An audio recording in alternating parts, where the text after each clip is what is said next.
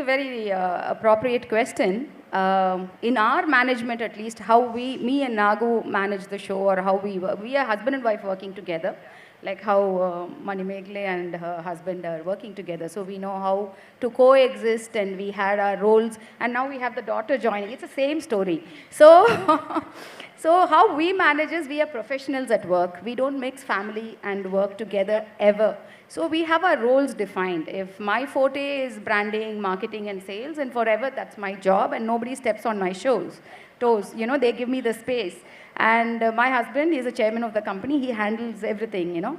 So his area is, he's the ultimate, the final person who will take the decision on the areas will be him. In my areas, I'll be the final person. I mean, the final call will be made by me. And no questions asked. You can still make mistakes, and nobody is going to say, I mean, that was decided by you. And similarly, that is the same thing we are following with Isha also.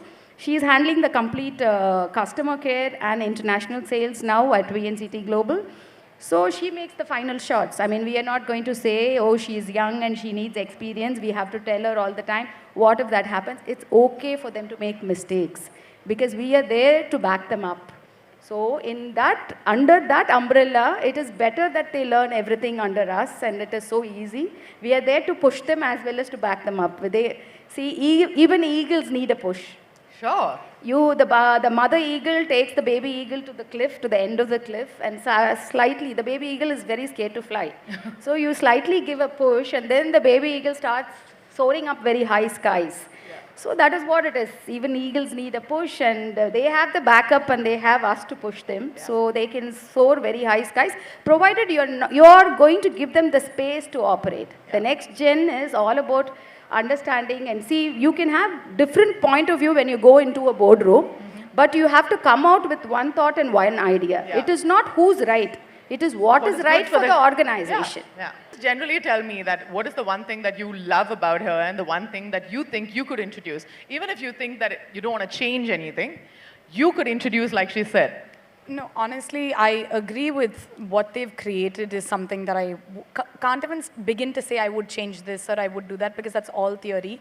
I think with the exposure and the resources that they had available to them at that point, whatever they could do, they did. And even beyond that, I think even to look at it in front of you and say, there's this opportunity, I need to take it. In an industry I've never been in before, in an industry I wasn't brought up in, it takes a lot of guts. And to be honest, I'm still learning how to be that gutsy. Like, I could tell you, oh, I could do this, I could do that, but it's all theory. They took that practical step forward, and they created this wonderful base that's adding value not only to clients, but now, you know, something that they can pass on to their daughter. And I think that's something that's so, so huge. So I feel like everything that they've done so far, whether it was the dipping down and learning from there and coming back up, or all the spots that they hit, or the USP that they've cracked, it's all been great.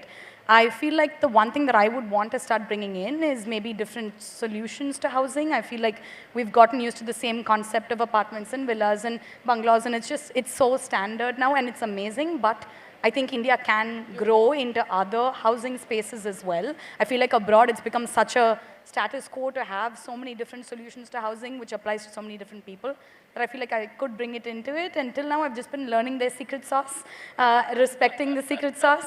And now I feel like I can start voicing my opinions with more of a realistic intake, as opposed to, oh, I saw that here and I want to put that here. That's amazing, so Isha. I think you should use their secret sauce and add more ingredients to it and make a version of your own. That is fantastic. And to ask you the last question, ma'am, if you didn't see her come into this space, what would you have wanted for her? I mean, I would have wanted whatever she would have wanted. Naturally, you want the child to be happy and to choose their own path. Nothing is forced. Yeah. This was her choice. We certainly saw her qualified to come, but it is her choice. Nothing was forced. And she understood it's a fantastic platform which is created. She is very sensible and smart to understand who would let it go. I mean, you know, think about it. Your food, clothing, shelter, education, healthcare, it is sunshine industry. There is no recession to this industry, number one. Absolutely. Number two is we have gone through the complete learning curve of the 25 years, 30 years, creating such a solid base with the professionals in place, process in place, huge capital investment, and, you know, brand name, everything is happening. And as she rightly said, with the secret sauce, whatever works and everything is there. So from that platform, whatever you've created is already 20 floors, 30 floors. If they have the capability and if they're smart enough and they come and join us, they're going to build further from there instead of wanting to prove a point and starting something from ground zero. And under this umbrella, as what Srisha has done, they can always start a new line, their trial, their mark.